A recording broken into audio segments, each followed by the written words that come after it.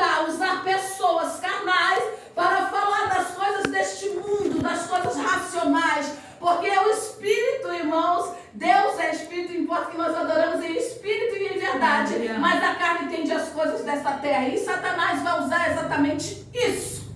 Meu Senhor. E agora Jesus vai falar sobre o reino. E quando ele fala sobre o reino, como eu disse, as palavras tomaram uma velocidade muito grande. Mas por quê? Porque ele era o verbo que se fez. Ele era a própria palavra.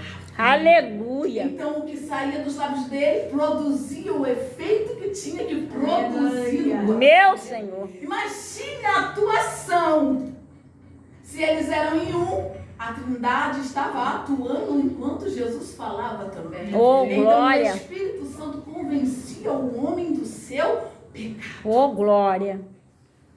Como a gente prova isso, irmão Miriam? Diz sobre um texto aí. Trazem aquela mulher, pega em adultério. E quando ela está no meio daquelas testemunhas e que trazem para Jesus, que era chamado de mestre, Jesus não vai dizer assim, ó, você está errada mesmo, entendeu? Você saiu da lei, eu vou tentar dar um jeitinho aqui para você. Não. Ele não faz isso. Ele sabe as condições que ela estava e qual a sentença que estava sobre a vida dela. Mas também sabia o tamanho da pedra daquelas pessoas que trouxeram ela para ele. Meu Senhor. Então ele tinha noção do tamanho de cada pedra que estava na mão de cada um. Meu Deus. Então a Bíblia vai dizer que ele vai dizer assim: vocês executem a lei, em outras palavras.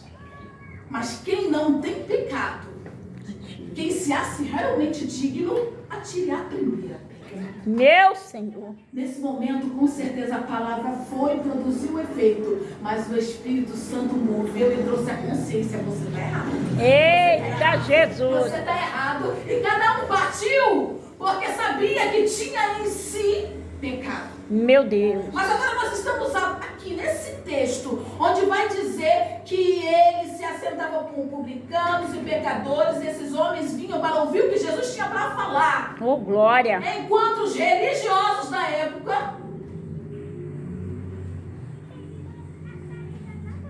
sentavam para julgar e murmurar. Verdade. E agora ele vai dizer algumas parábolas. Eu não vou entrar em todas elas, vou me ater apenas a essa do filho pródigo.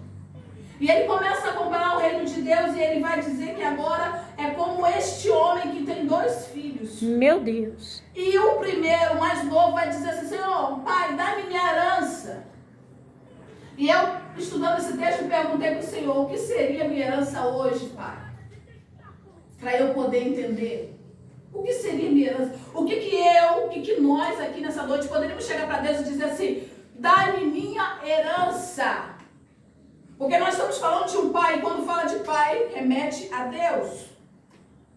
E aí o Espírito Santo começou a falar comigo: Miriam, o que você tem de mais precioso? Meu Deus. A gente que é muito terreno, às vezes poderia falar assim: eu acho que é o carro, é a casa. Não, não é.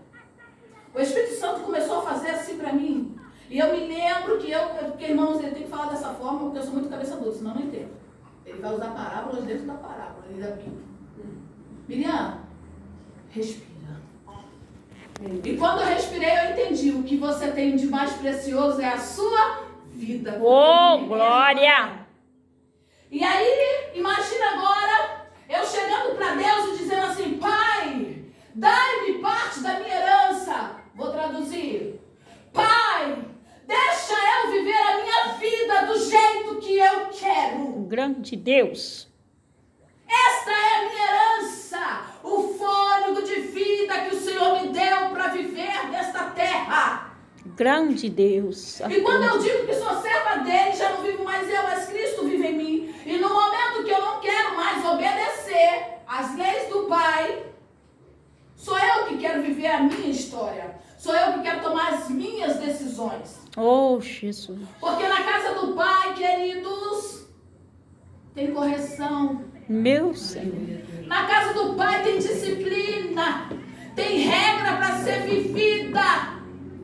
Na casa do Pai tem limitação, horário, entrada, saída. Na casa do Pai tem que ter ordem. E você tem aleluia. que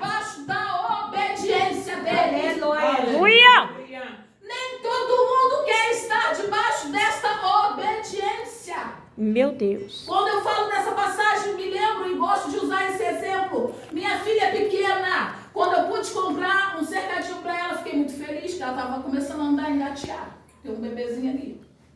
Então fiquei muito feliz, coloquei ela naquele cercadinho. No início, era tudo colorido, cheio de negocinho, então ela ficou muito feliz naquele cercadinho. E ela pulava para lá e para cá. Quando ela deu o curso que ela estava presa, limitada, o que ela entendeu?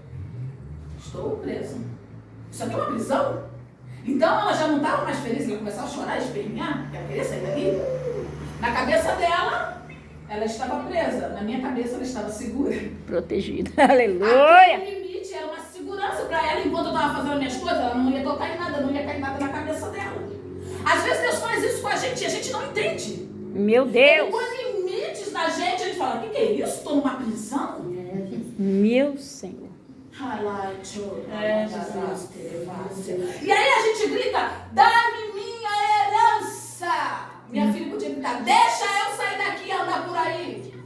Meu Deus. O pai não vai dizer assim, fica filho, vou te amarrar aqui. Não, você é adulto, vou repartir e vou dar para você. Ou seja, você tem o livre arbítrio. Oh, glória. Crente tem livre-arbítrio? Crente de verdade não tem livre-arbítrio. Eu já disse, já não vive mais eu, mas Cristo vive Em mim. Aleluia. Mas pela graça sois salvos, um favor que não é merecido, mas nem todo mundo quer a graça de Deus. Então agora ele pede, a herança dele sai. E quando nós pedimos a herança e saímos da presença de Deus, você não sai, querido pobre, não. Seu semblante continua bonito, rico, e você vai com determinação, porque o Espírito Santo de Deus que habita em você deixa a casa limpa, cheirosa, perfumada. E quando você vai se afastando, ainda há luz em você, ainda há diferença. Meu Deus. E quando você se destaca, você está cercado de muitas pessoas. As pessoas querem ouvir o que você tem para dizer. Você é cercado porque as pessoas veem alguma diferença em você. Ou seja, você ainda tem coisas para oferecer para Meu Deus. Mas a palavra vai dizer que esse homem, cada vez que ele se afastava, mais ele perdia daquilo que o pai tinha entregue para ele. Meu Deus. E aonde você vai só tirando, você tem uma caderneta de poupança, você vai só tirando, debitando, e não coloca nada, um dia Acaba, é verdade, Jesus. E foi isso que aconteceu com esse rapaz. Acabou, ele gastou, foi gastando. E no momento Meu Deus. Irmãos, você vê por aí muitos jovens afastados do caminho do Senhor. Eu já vi e encontrei. Com dons maravilhosos, não está certo, está errado, está fazendo tudo errado, mas Deus usa ele numa profundidade terrível. Pode, irmã Miriam? Pode, ele é soberano. Ele usa o corvo, usa a mula, usa o macumbeiro, usa quem ele quiser. Não estamos falando de salvação, estamos falando de dom. E dom é uma coisa que Deus dá para quem ele quiser. Aleluia. E eu vi isso acontecer como Sansão. Ele vai falando, vai brincando, até que um momento alguém cata ele. E aí ele perde, porque a presença já tinha se afastado. Meu Senhor. Quando ele entrega o segredo dele, que ele tinha com Deus, a presença se afastou. Oh, Jesus. Quando os filisteus vieram, já não tinha mais a presença. E sem a presença, Pai. nós não somos. Meu Deus, obrigada. Olha que interessante, agora esse cara perdeu tudo e agora ele está passando necessidade. A Bíblia vai relatar que ele vai se juntar com um cara lá que tem porcos e ele vai querer desejar a comida dos porcos. Olha que Meu Deus. Ele era filho e de repente está lá desejando, mendigando a comida dos animais. E aí vem um versículo que o Senhor me fez, sabe, eu entrar nele assim de uma forma sobrenatural. A Bíblia vai dizer, esse versículo vai assim, caindo em si. Oh, Deus. Ou seja, a mente dele se remeteu a uma grande realidade. Oh, glória. Caindo em si, ele vai pensar assim, quantos trabalhadores da casa de meu pai têm fartura de pão e eu aqui padecendo necessidade. Verdade, Sabe Jesus. O que me chamou a atenção desse versículo? Tudo, né? Lógico.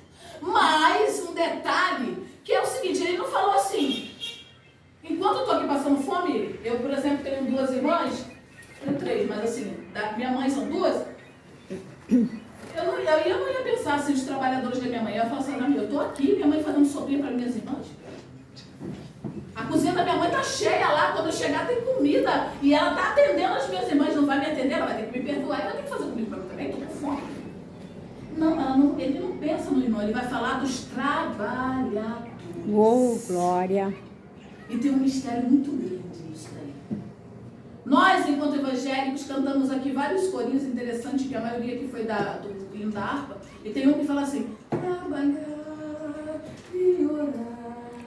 Na seara e na vinha do Senhor, meu desejo é orar e ocupando eu quero estar na vinha do Senhor. Porque desde que eu era pequenininha, eu ouço os pastores, os dirigentes de oração dizer assim, trabalha para Jesus porque Jesus paga bem. Eita Quem já glória. ouviu isso aqui? Amém, Jesus. E quem duvida quem acha que ele paga mal? Sempre pagou bem.